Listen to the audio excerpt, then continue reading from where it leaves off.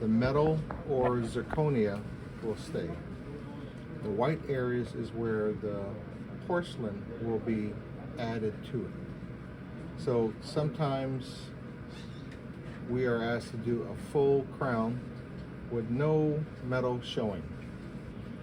Other times they'll have metal showing on just the lingual part of it, or the whole lingual wall of it, like these two areas. Same thing with the posterior teeth. And just depending on what the doctor is wanting and how much space is available, they'll ask for metal occlusion or porcelain occlusion.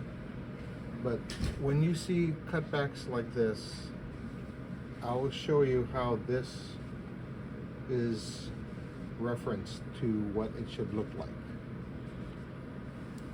So while you were gone, I asked if you guys got to try out this adjust contact areas, and they said probably in tech school. So the way that this works is an automatic reduction. You choose your tooth, and if you have areas that you want reduced without messing with it too much, you go down into your tools. Down at the bottom it says adjust contacts, and you can adjust every side of it that has contacts. This in here would be occlusal. Click it and it reduces it automatically. Same thing with the interproximals.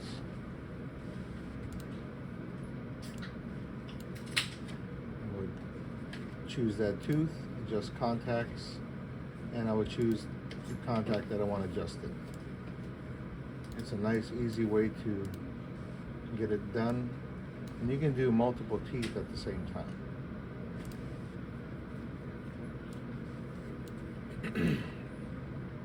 When it comes to doing a reduction for PFMs or PFZs, that is porcelain fused to zirconia or porcelain fused to metal, we use a sheet like this here to get an idea of what the doctor is wanting for their cutbacks. To do a cutback here, we will choose the reduce option. The whole tooth will turn orange because everything orange is able to be reduced. So I'm gonna show, I already put which ones that I want done. So this is gonna be same as a number 3.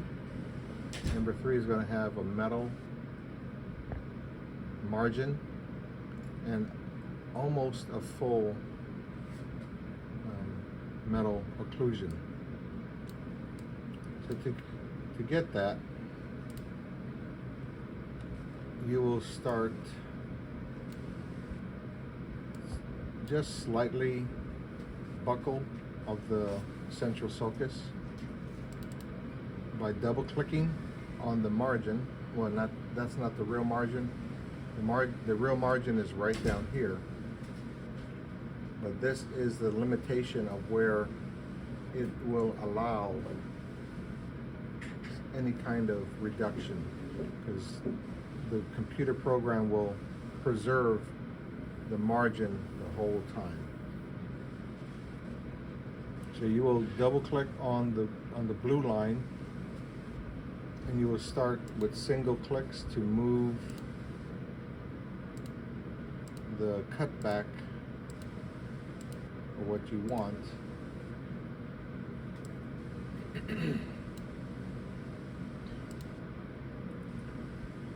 And I don't know if you guys got taught this in tech school, but when you have a contact that is interproximal, your marginal ridge should also be a porcelain bearing surface. So do not do this.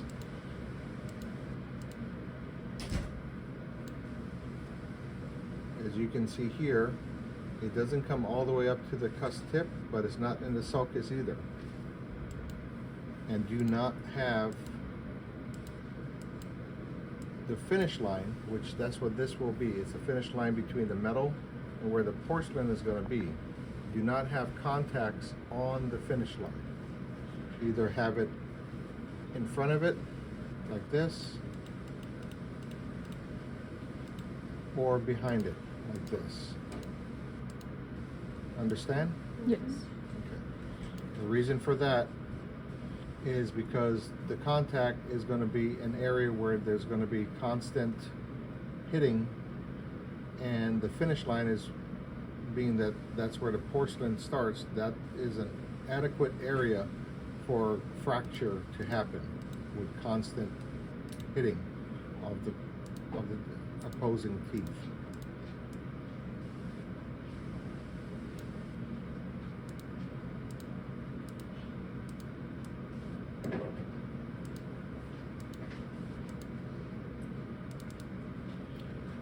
Right, so I met it at the other end of the opposite area. What you see in orange is what will be reduced once I press apply. The white area is where it will stay full and metal. At this point, up here in the upper right, you will say how much you want it to be reduced. So do you remember what is the adequate amount of porcelain thickness? It is between 1.2 to 1.5. We max it out to 1.5. Once you did that, you press apply. If you want the whole thing to be reduced, which you will have just a core of metal and everything else being porcelain to be built, you will do a reduce full right here. But we're only doing part of it. Make sure it says 1.5 and press apply. It automatically takes away all of the material that was there prior. And it'll give a ghost to show you what it was and what it is. Doing a cutback from full contour allows you to have your emergence angle correct for when you add porcelain onto it. You just continue with that emergence angle coming up and not have bumps or dips at your finish line. When it is still in this stage of the ghost, you can still adjust anything about your line just by double clicking and changing it and double clicking to finish. Do you see how that line moved? Yes. But it is still solid because I have to press apply. And that changes as well. But it still has the ghost image, so I can still adjust if I want, like so.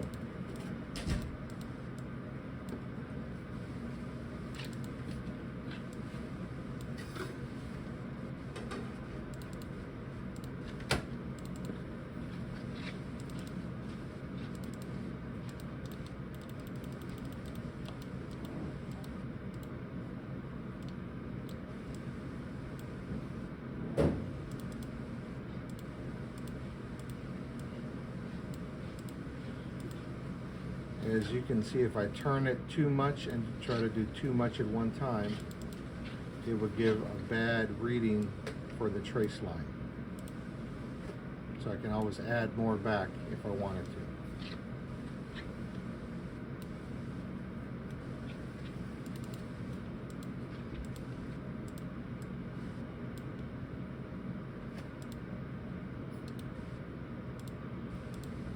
When doing cutbacks, you can only do one tooth at a time. If you have breaks in your line like this, readjust how the image is facing you and correct it to where you can see a solid line.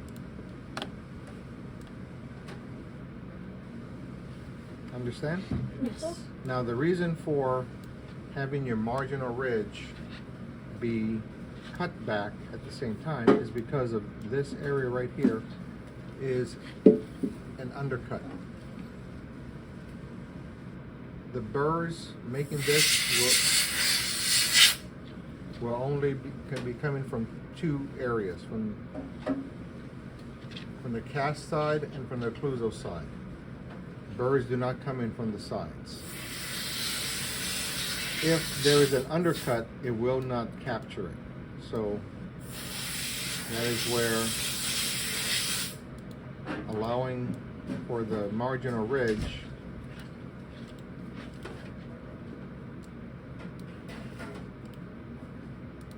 comes in to be useful and necessary, so the burr can come down to here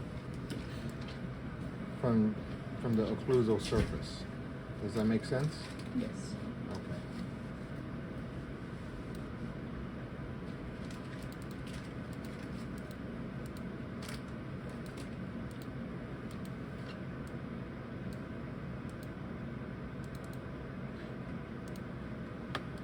So your cutbacks would look similar to this right here. Now the computer and milling machine will do only so much. It is not going to do everything for you. There will be some adjustments by hand after it is done. For example, here it still has the margin along the buccal surface, and if there is not going to be a metal margin, you will go in there by hand and take it away. The computer is an aid, it's not a complete system that will work for you. When you have metal, you want to have some contact to finish back to. Just like with your gold crown, you have to have some excess on there to finish back to a polish.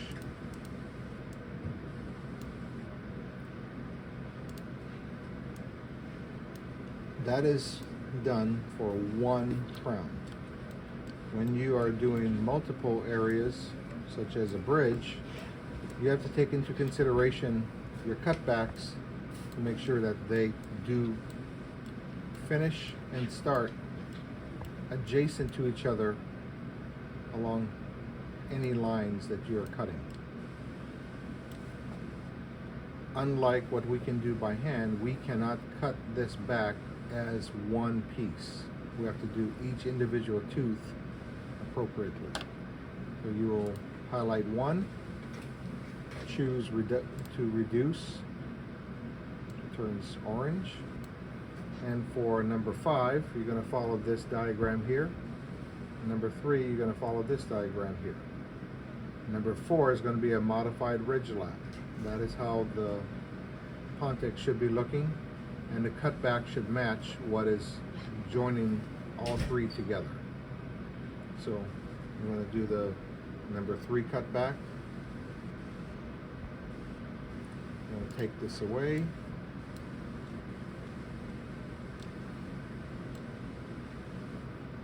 Start my cutback.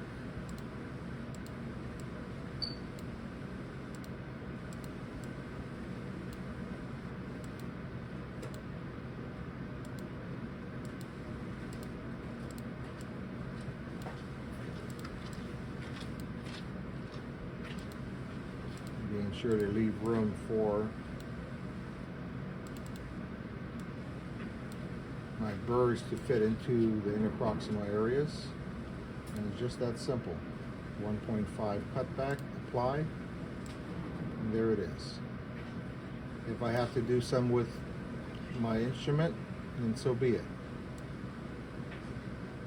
But most of it is already done. Now to match this with the next tooth, I'll bring it back so I can see it. As long as you see the ghost, you can make changes to it. Once the ghost is gone, it is done. The only way to undo anything with that would be a recalculation. So let me show you that. So you can still see the ghost here because I'm still using reduce. Everything about reduce is not gone yet. This one is changed because I did something else in between. I reduced, I added my contact, so that ghost is gone. I reduced this one and did not change from reduce, so the ghost is still there, so I can still go back to that tooth and make any adjustments that I need. But once I get out of reduce, say to get a contact, the ghost disappears completely. I cannot adjust that ghost image anymore. Understand? Yes. Okay. But if I need to, I can go back to reduce, and there is an option to unreduce. If I need to change it, I press unreduce, everything comes back and I start from 0 again. Is that on your other tooth too? No, only that one tooth. Only if it's highlighted.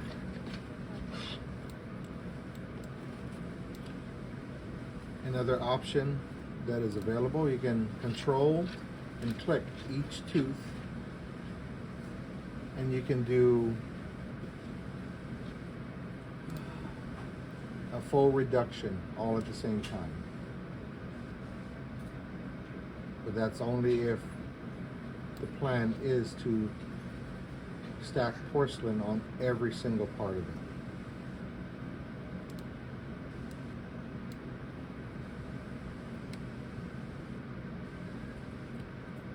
So look, I'll get this back to how it was.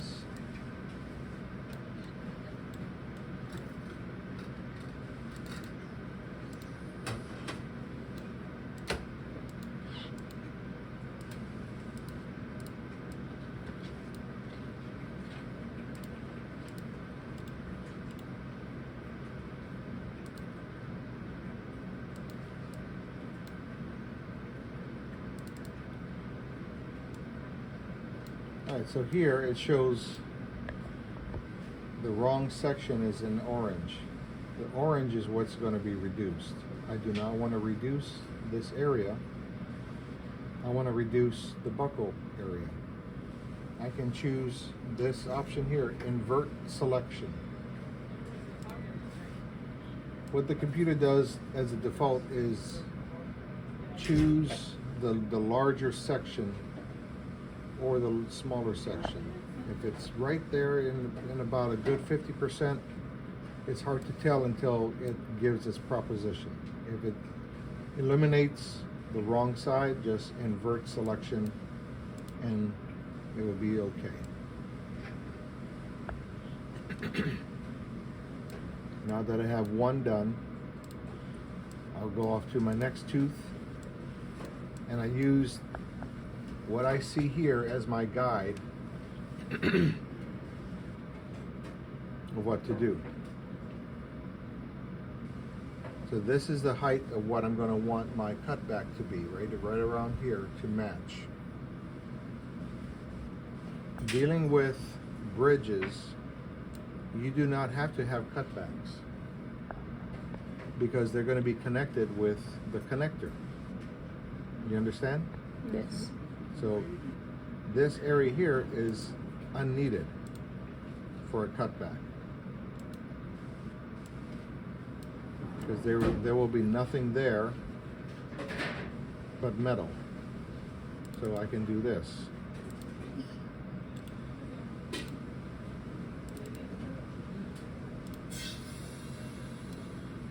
Get it back. So when I do my cutbacks here, that's where I start with. I choose my next tooth. And this one here doesn't have anything pre-made because of what it is. It is a pontic. There is no margin on it. Everything about it is made freehand. I'm going to start at the same area, come right across, take away everything else.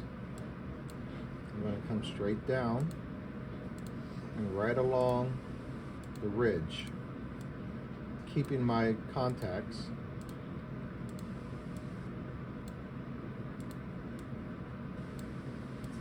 And just like before, it's going to be in metal, so I'm not going to bring it back behind there. And double click to finish.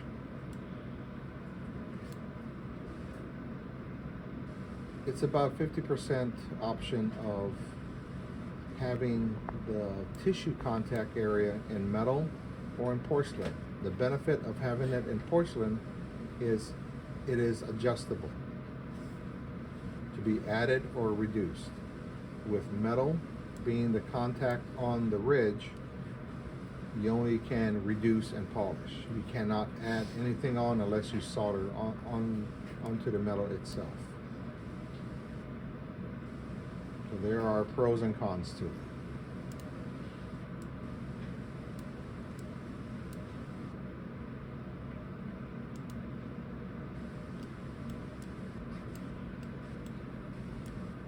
You can see that this looks fairly shorter than the other teeth. That is because the extra margin that comes down here is going to be in porcelain. Also, on your pontic,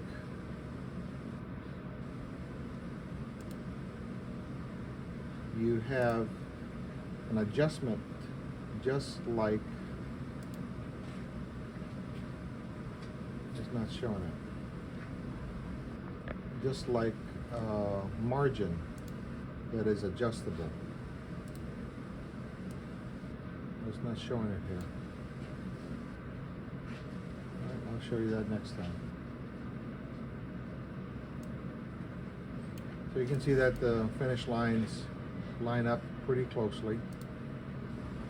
And off to the next one, which is going to have a metal margin. So even though this little area here is an actual metal margin, we're going to take that away to make it a porcelain margin. On the mandibular, we're going to keep that little thin strip of wax to become metal.